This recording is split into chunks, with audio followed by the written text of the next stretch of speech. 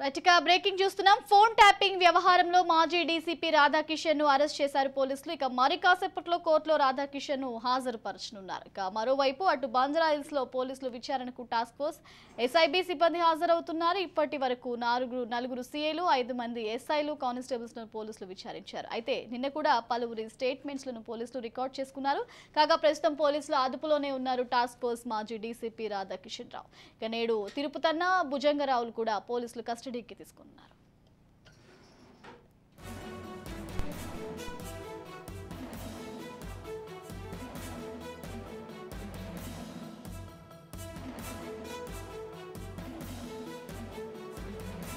ఇక phone tapping వ్యవహారంలో మాజీ డీసీపీ రాధాకిషన్ ను అరెస్ట్ చేశారు పోలీసులు. మరి కాసేపట్లో కోర్టులో రాధాకిషన్ ను హాజరుపరచనున్నారు. ఇక మరోవైపు అటు బంజారాహిల్స్ లో పోలీసుల విచారణకు టాస్క్ ఫోర్స్ ఎస్ఐబి సిబ్బంది హాజరవుతున్నారు. ఇప్పటి వరకు 4 సిఐలు 5 మంది ఎస్ఐలు కానిస్టేబుల్స్ లను పోలీసులు విచారించారు. అయితే నిన్న కూడా పలువురు స్టేట్మెంట్స్ ను పోలీసులు రికార్డ్ చేసుకున్నారు. కాగా ప్రస్తుతం పోలీసులు అదుపులోనే ఉన్నారు టాస్క్ ఫోర్స్ మాజీ డీసీపీ రాధాకిషన్ రావు. ఇక నేడు తిరుపతన్న భుజంగరావులను కూడా పోలీసులు కస్టడీకి తీసుకున్నారు.